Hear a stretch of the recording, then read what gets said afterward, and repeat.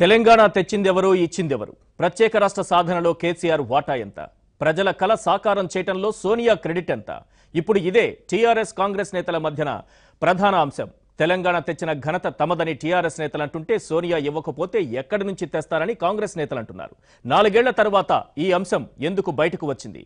రెండు పార్టీల నేతలు కొట్లాడుకోవడానికి కారణమేంటి?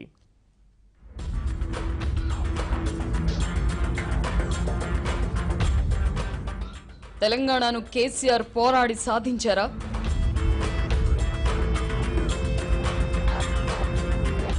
ప్రజల ఆకాంక్షలను గుర్తించి సోనియా ఇచ్చారా?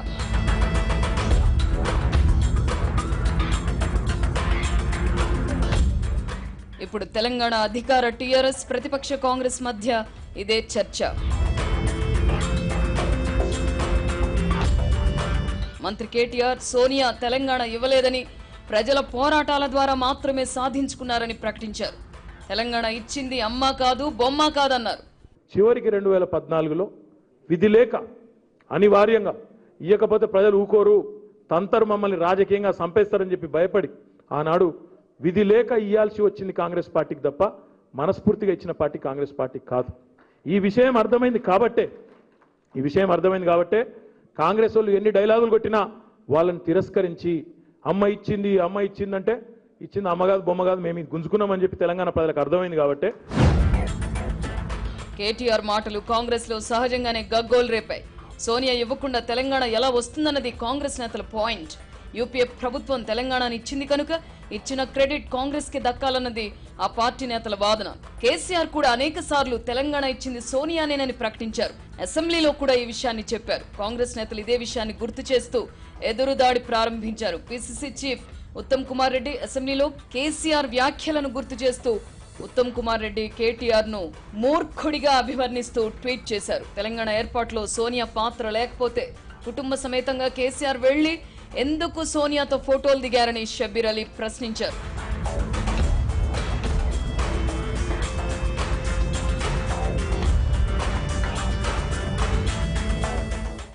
సోనియా గాంధీ గారి ఇనిషియేటివ్ వల్లనే ఈరోజు తెలంగాణ రాష్ట్రం సాకారం అయ్యింది. అందులో ఎటువంటి డౌట్ కూడా ఎవరికి కూడా ఉండాల్సిన అవసరం లేదు. ఐఎమ్ ఆన్ రికార్డ్ అని చెప్పి ఎన్డీటీ వాళ్ళకి నేను స్పష్టంగా కుండబద్దలు కొట్టి చెప్పిన అధ్యక్ష, దానిలో ఎవరికి కూడా సందేహం లేదు. చివరికి 2014లో విధి లేక అనివార్యంగా ఇయ్యకపోతే ప్రజలు ఊకోరు, తంతరు మమ్మల్ని రాజకీయంగా సంపేస్తారని చెప్పి భయపడి ఆనాడు విధి లేక ఇయ్యాల్సి వచ్చింది కాంగ్రెస్ పార్టీకి తప్ప మనస్ఫూర్తిగా ఇచ్చిన పార్టీ కాంగ్రెస్ పార్టీ కాదు. ఈ విషయం అర్థమైంది కాబట్టే కాంగ్రెస్ వాళ్ళు ఎన్ని డైలాగులు కొట్టినా వాళ్ళని తిరస్కరించి అమ్మ ఇచ్చిందంటే ఇచ్చింది అమ్మ కాదు బొమ్మ కాదు, మేము గుంజుకున్నామని చెప్పి తెలంగాణ ప్రజలకు అర్థమైంది కాబట్టి आप बोलता सोनिया गांधी थी, बेटा बोलता अम्मा कौन है? झूठा एवरू केसीआर कोड़का ఇది ఎవరి ఫోటో? నీవు నీ భార్య నీ కొడుకు ఎవరి కాళ్ళ దగ్గర ఉన్నారు? సోనియా గాంధీ గారి కాళ్ళ ఉన్నారు. కాబట్టి బిడ్డ నోరు జాగ్రత్త పెట్టుకో, చాలా ఎక్కువైపోతున్నావు. ఇక ఎలక్షన్ వస్తుంది, మా ప్రెసిడెంట్ గారికి ఛాలెంజ్ చేస్తున్నావు కదా, ఆల్రెడీ ఆయన ఛాలెంజ్ జవాబిస్తున్నాం. సునామీ రాబోతుంది, డిపాజిట్లు కావు మీకు, మీ సిరిసిల్ల నుంచి పారిపోతావు. నిజానికి తెలంగాణ ప్రత్యేక రాష్ట్రం ఏర్పడిన తర్వాత టీఆర్ఎస్ కూడా సోనియా గాంధీకి కృతజ్ఞతలు తెలిపింది. తెలంగాణ రాష్ట్ర ఏర్పాటులో సోనియా పాత్రను టీఆర్ఎస్ నేతలు కూడా పెద్దగా ఎవరు ఖండించలేదు. కానీ ఇప్పుడు మాత్రం టీఆర్ఎస్ నేతలు ప్రత్యేక రాష్ట్ర సాధన విషయంలో కాంగ్రెస్ పార్టీకి కానీ సోనియాకు కానీ ఇసుమంత క్రెడిట్ ఇవ్వడానికి ఇష్టపడడం లేదు. దీనికి కారణం ఎన్నికలు దగ్గర పడడమేనన్న అంచనాలున్నాయి. ముందస్తుకు వెళ్లాలనుకుంటున్న టీఆర్ఎస్ ప్రజల స్వరాష్ట్ర కలను నెరవేర్చిన నేతగా కేసీఆర్ కు మరో అవకాశం ఇవ్వాలన్న రీతిలో ప్రచారం చేయనున్నారు. ఈ విషయంలో కాంగ్రెస్ పార్టీపై ప్రజలు ఏమాత్రం సానుకూలంగా ఉండకూడదన్న ఉద్దేశంతో తెలంగాణ రావడంలో కాంగ్రెస్ పార్టీ పాత్ర ఏమీ లేదన్న విషయాన్ని ప్రజల్లోకి తీసుకెళ్లాలని డిసైడ్ అయ్యారు. అందుకే ప్రాణాలొడ్డి పోరాడిన కేసీఆర్ ధైర్యం, ప్రజల మొండి ధైర్యంతోనే తెలంగాణ వచ్చిందని టీఆర్ఎస్ నేతలు చెబుతున్నారు.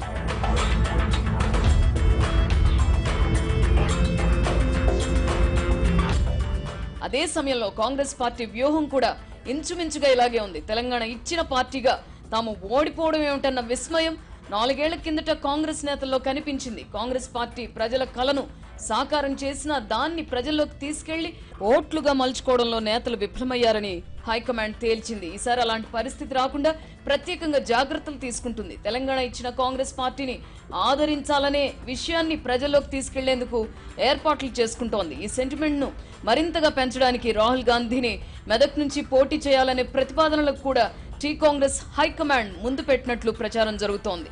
కాంగ్రెస్ పార్టీ వ్యూహానికి విరుగుడుగానే టీఆర్ఎస్ నేతలు ఇప్పటి వరకు కాంగ్రెస్ అధినేత్రి సోనియాపై అంతో ఇంతో కృతజ్ఞత చూపినా ఇక ముందు మాత్రం ఆ అవకాశం ఇవ్వకూడదనుకుంటున్నారు. తెలంగాణ ఇచ్చింది కేసీఆర్ మాత్రమేనని, కాంగ్రెస్ బీజేపీ నేతలకు ప్రత్యేక రాష్ట్రం ఇవ్వక తప్పనిసరి పరిస్థితిని కేసీఆర్ కల్పించారన్న ప్రచారాన్ని ఉధృతం చేయబోతున్నారు. మొత్తానికి ముందస్తు ఎన్నికల వేడి పెరిగే కొద్దీ తెలంగాణను తెచ్చిందెవరు, ఇచ్చిందెవరన్న అంశం రాజకీయంగా హాట్ టాపిక్ అయ్యే అవకాశం మాత్రం ఉంది.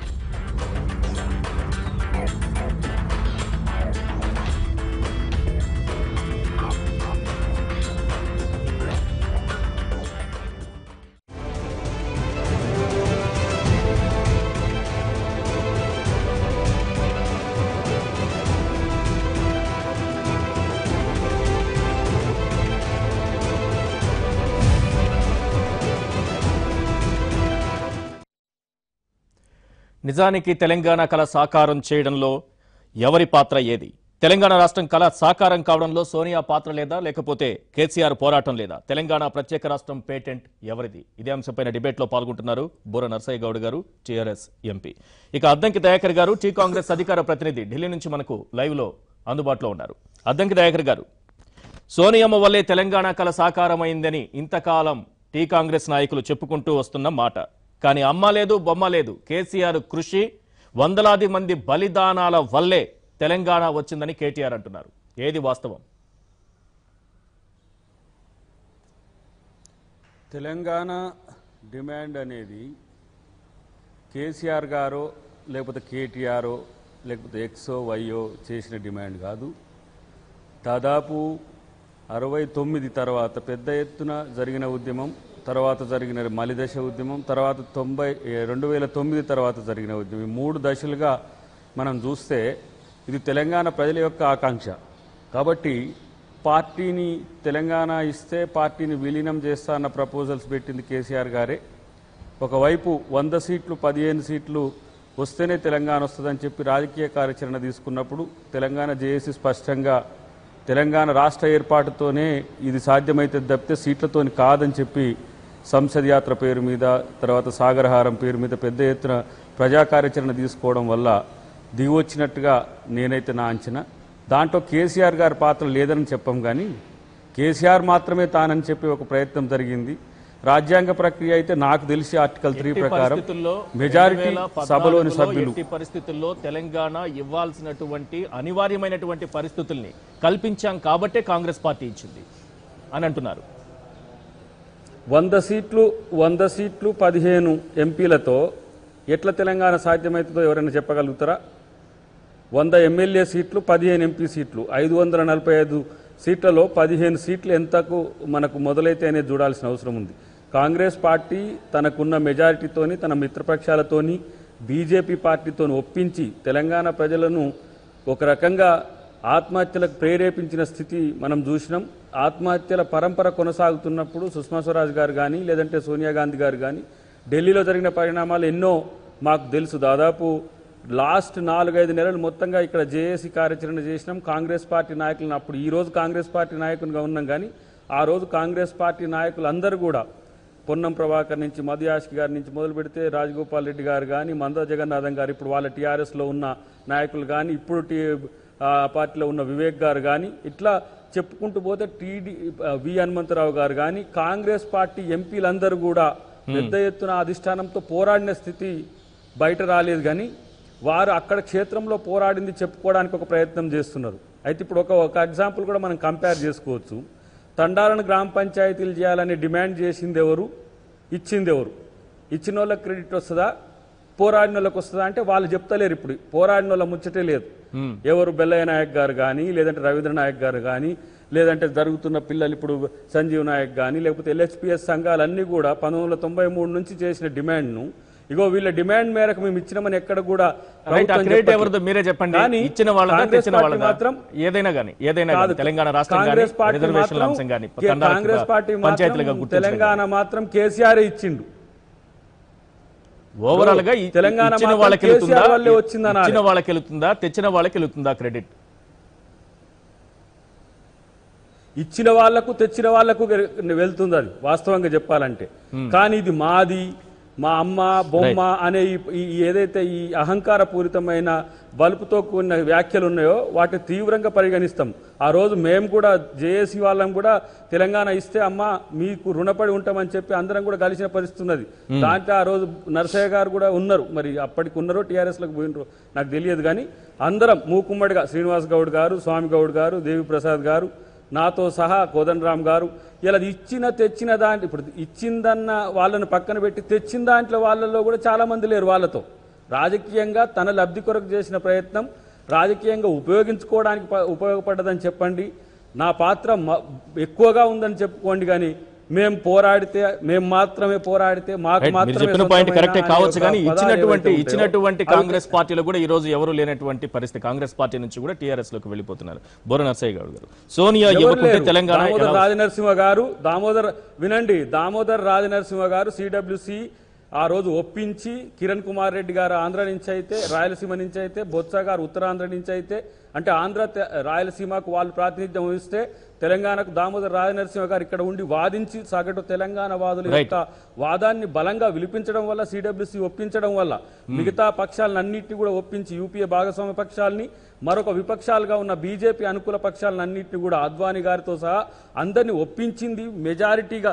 మీరే అంటారు కదా, చాలా మంది ఆంధ్ర మిత్రులంతా కూడా తలుపు లేచి ప్రజాస్వామ్యాన్ని కూని చేసి తెలంగాణ ఇచ్చింది సోనియా గాంధీ అని చెప్పి మమ్మల్ని అక్కడ బొందబెట్టిండ్రు. ఆంధ్ర ప్రజలు చెప్పట్లే ఎవరు తెలంగాణ ఇచ్చిండ్రో. కాబట్టి ఇదంతా కూడా వాళ్ళ రాజకీయ ప్రయోజనం కొరకు, స్వార్థం కొరకు చేసే ప్రయత్నాన్ని ప్రజలు నమ్మరు. వాళ్ళ యొక్క అధికారం వచ్చిన తర్వాత పెరిగిన ఆహాన్ని ప్రజలు గమనిస్తున్నారు. రైట్. సోనియా ఇవ్వకుంటే తెలంగాణ ఎలా వస్తుంది కాంగ్రెస్ పార్టీ ప్రశ్న. సోనియా ఇవ్వకుండా ఎలా వచ్చింది అనుకుంటున్నారు? నిజంగా చెప్పాలంటే కేటీఆర్ మీరు 3 వీడియోస్ చూపెట్టారు. కేసీఆర్ గారు, కేటీఆర్ గారు, తర్వాత సరే షబ్బీర్ గారు మాట్లాడటం జరిగింది. కేసీఆర్ గారు అసెంబ్లీ సాక్షిగా ఏం చెప్పడం జరిగింది, సోనియా గారు తీసుకున్నటువంటి ఇనిషియేటివ్ అంటే ఇది ఒక రాజకీయ ప్రక్రియ, సుదీర్ఘ పోరాటం తర్వాత రాజకీయ అనివార్యతతో ఏర్పడినటువంటి రాజకీయ ప్రక్రియకు యూపీఏ గవర్నమెంట్ అధినేతగా ఉన్నటువంటి సోనియా గాంధీ గారు ఇనిషియేటివ్ తీసుకోవడం తర్వాత అన్ని పార్టీలు సహకరించడం ద్వారా తెలంగాణ రావడం అనేది జరిగిందనేది స్పష్టంగా కేటీఆర్ గారు ఒక వాక్యంలో మీరు ఒకటే పదం పట్టుకున్నారు. కానీ అంత ముందుకున్నటువంటి ఏదైతే సుదీర్ఘమైనటువంటి ఏదైతే మొదలు తెలంగాణని బలవంతంగా ఆంధ్రప్రదేశ్తో కలవటం కానీ, తర్వాత ముల్కీ ఉద్యమం కానీ, సుప్రీంకోర్టు రూలింగ్ కానీ, సుప్రీంకోర్టు రూలింగ్ ని మళ్ళీ ఇనిషియేటివ్ తీసుకున్నటువంటి అమ్మ లేదు బొమ్మ లేదని ఎందుకు అనాల్సి వచ్చింది? దాన్ని అంగీకరిస్తూనే ఈ మాట ఎందుకు అనాల్సి వచ్చింది? అంటే ఇప్పుడు మీరు క్లారిటీ ఏంటంటే ఇది ఒక బిజినెస్ కాదు, క్రెడిట్ మన వాట ఎంత మీ వాట ఎంత అంత పర్సంటేజ్లు పెట్టుకోవటం కాదు. ఇది ఒక రాజకీయ ప్రక్రియ, పార్లమెంటు ప్రక్రియ, ఒక రాజకీయ అనివార్యత. ఇప్పుడు 2001 నుంచి అంతకుముందుకు చాలా పార్టీలు ప్రయత్నం చేశాయి, కానీ చాలా మంది వారి రాజకీయ లబ్ధి పొందినప్పుడు దాన్ని వదిలేసిపోయారు. కానీ 2001 నుంచి కేసీఆర్ గారు టీఆర్ఎస్ పార్టీ ఏర్పాటు చేసేసి దాదాపు కేంద్రంలో దేశంలో ఉన్న 36 పొలిటికల్ పార్టీస్ని అంగీకరించేసి చిట్ట చివరకు ఒకవేళ 2004 తర్వాత ఏదైతే మేనిఫెస్టోలో మన TRS party Congress combined elections పోయినాయి. అప్పుడు తెలంగాణ మేనిఫెస్టోలో మనకు తెలంగాణ రాష్ట్రం ఇస్తూనే కామన్ మినిమం ప్రోగ్రాంలు పెట్టున్నారు. నిజంగా ఆ రోజు ఇచ్చుంటే 100% ఆ రోజు అది యూపీఏ 1 అండ్ సోనియా గాంధీ యొక్క చలవ వల్ల వచ్చిందని చెప్పి భావించేవారు. కానీ 10 years ప్రొలాంగ్ చేసి వందలాది మంది విద్యార్థులు, యువతులు బలిదానాలు తీసుకొని అన్ని వర్గ ప్రజలు దాదాపు 9 సంవత్సరాలు పోరాటం చేసిన తర్వాత బలిదానాలకు కారణం కాంగ్రెస్ పార్టీ అంటే ఇప్పుడు 60 ఏళ్ల తెలంగాణ గోసపెట్టిన పాపం కూడా కాంగ్రెస్ పార్టీ ఆ రోజు కలిపింది కూడా వాళ్లే కదండి. ఇప్పుడు ఫజల్ అలీ కమిషన్ కి వ్యతిరేకంగా రిపోర్ట్ బలవంతం కలిపింది కూడా వాళ్లే. తర్వాత సుప్రీంకోర్టు ముల్కీ రూల్స్ దాన్ని అప్హోల్డ్ చేస్తూ ఇచ్చిన జడ్జిమెంట్ని తొంగలో దొక్కింది వాళ్లే.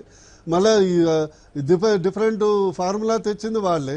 దాదాపు 369 చావుకు కారణమైనటువంటి అప్పుడు వాళ్లే.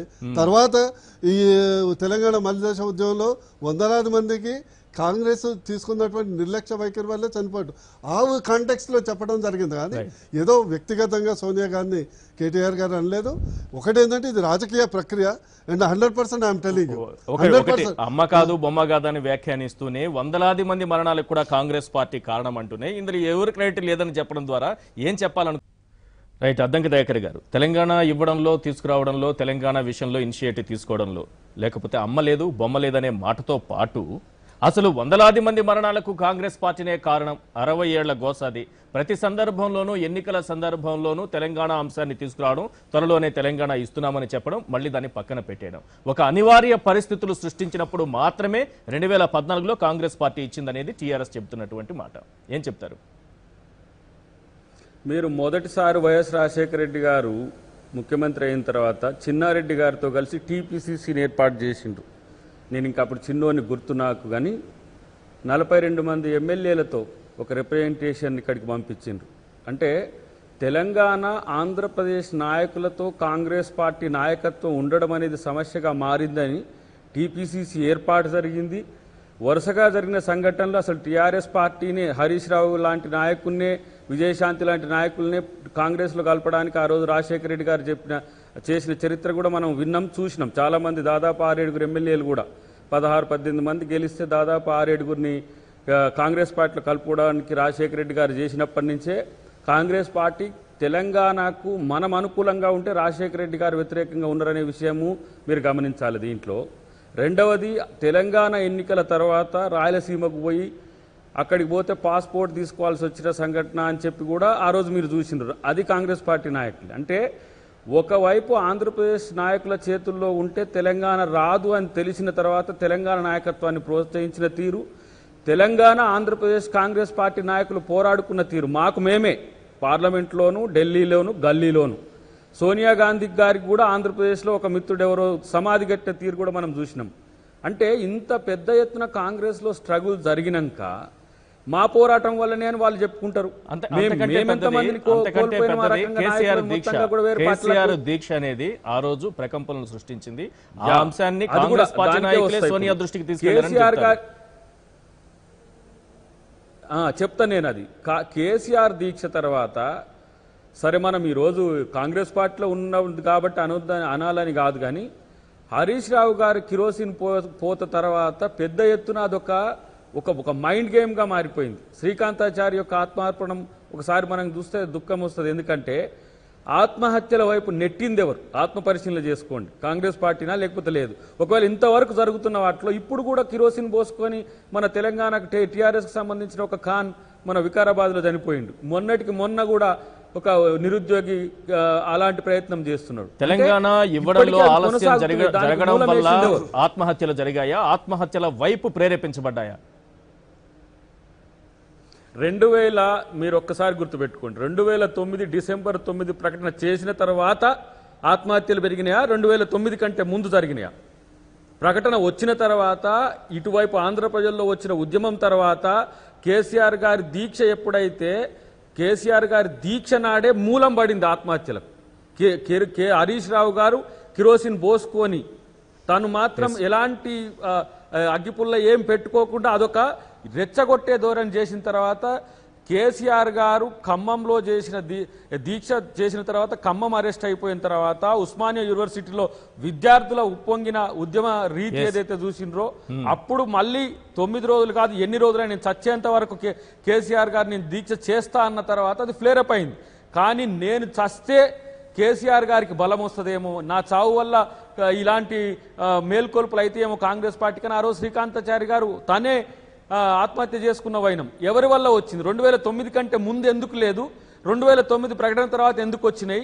ఆ రోజు అటువైపు జరిగిన ఉద్యమాన్ని కూడా మనం చర్చించుకోవాలి కదా. తెలంగాణ ఇవ్వడానికి కేవలం తెలంగాణ కాంగ్రెస్ పార్టీ కాదు కదా, ఆంధ్రప్రదేశ్ కాంగ్రెస్ పార్టీ నాయకులు లగడపాటి రాజగోపాల్ రూపంలో కసబ్లాగా ఆ రోజు చేసిన ప్రయత్నాలు మనం చూసినాం కదా. మాకు మేమే మీరు చూడండి, ఆ రోజు పొన్నం ప్రభాకర్ గారు కళ్ళు పోయినంత పని అయింది. ఆ రోజు మీరు చూస్తే కొట్టుకున్నారు లోపట.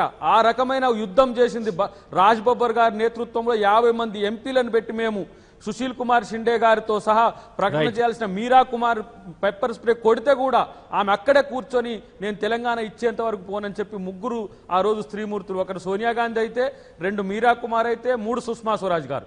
ఈ రోజు బీజేపీ అయినా మేము వారిని కూడా ఎందుకు ప్రస్తుతించాల్సిన అవసరం వస్తుందంటే వాళ్ళ యొక్క సమర్థత, వాళ్ళ యొక్క మద్దతు అంత పెద్ద ఎత్తున లేకపోతే రైట్. టీఆర్ఎస్ పాత్ర కంటే కూడా ఎవరెవరు పాత్రలు ఏ రకంగా ఉన్నాయో అద్దంకి దయాకర్ గారు క్లియర్గా చెప్పారు. అదే సమయంలో వందలాది మంది బలిదానాల గురించి మాట్లాడితే వారిని ఆత్మహత్యల వైపు ప్రేరేపించింది టీఆర్ఎస్ అని చెప్తున్నారు.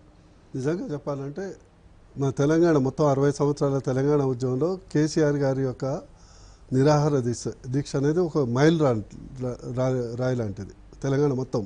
ఎందుకంటే దీక్ష తర్వాత యావత్ తెలంగాణ జనం ఒక వైపు నిలబడటం జరిగింది. అందులో ప్రధాన కారణం ఏంటంటే మనకు వారు కేసీఆర్ చచ్చుడో తెలంగాణ వచ్చుడో అనే నినాదం తీసుకొని నిరాహార దీక్ష చేసిన తర్వాత మీరు చూశారు కదా, అప్పుడు ఏమి జరిగింది, 29th నాడు మనకు తెలంగాణ ప్రకటన రావటం జరిగింది. 9th డిసెంబర్ నాడు తెలంగాణ ప్రకటన వచ్చిన తర్వాత జరిగిన పరిణామం ఏంది, దాదాపు ఆంధ్రప్రదేశ్ అంటే సీమాంధ్రకు చెందినటువంటి పార్టీలకు అతీతంగా నాయకులందరూ కాంగ్రెస్ కానీ టీడీపీ కానీ ఇతరత్ర కానీ వాళ్ళందరూ ఏకతాటి మీదకి వచ్చి రాజీనామా చేయటం, మొత్తం రాజకీయ వ్యవస్థని సంక్షోభం. అంటే అంత ముందుకు ఖచ్చితంగా తెలంగాణ ఇవ్వండి అని అసెంబ్లీలో పెట్టి ఏకగ్రీవ తీర్మానం పంపిన వాళ్ళు మళ్ళీ యూటర్న్ తీసుకోండి చేయడం జరిగినప్పుడు మళ్ళీ ఉద్యమం మొదలైనప్పుడు కాంగ్రెస్ నాయకులు ఏమో తోకముడిచిర్రు వెళ్ళిపోవడం జరిగింది. రాజీనామాలు చేసిన వాళ్ళు మీరు తెలుసు, కిరణ్ కుమార్ రెడ్డి స్పీకర్గా ఉండి ఎట్లా నాటకం ఆడినో మీ అందరికీ తెలుసు. ఆ రోజు మంత్రులు ఇంట్లో కూర్చొని ఫైల్ ఎట్లా సంతకం పెట్టినదో తెలుసు. ఇవన్నీ వాళ్ళు చేయకుంటే పార్టీలోనే వ్యతిరేకిస్తున్నప్పటికీ కూడా సోనియా గాంధీ ఇవ్వాలనేటటువంటి సంకల్పంతో ఇచ్చిందని చెప్తున్నారు. టీఆర్ఎస్ పాత్ర ఏం కనిపించట్లేదు కదా. నేను ఎగ్జాక్ట్ ఈ రోజు కాంగ్రెస్ నాయకులు ఆ రోజు ఉత్తుత్తి రాజీనామా చేసిన, ఆ రోజు సోనియా గాంధీ మీద కాంగ్రెస్ పార్టీ మీద వాళ్ళు పోరాటం చేసినా, లేకుంటే గల్లీలో పోరాటం చేసినా, కాంగ్రెస్ పార్టీకి కూడా ఒక రాజకీయ అనివార్యత అంటే తెలంగాణ కాంగ్రెస్ నాయకులకు కూడా ఒక రాజకీయ అనివార్యత కల్పించినటువంటి పార్టీ టీఆర్ఎస్ పార్టీ.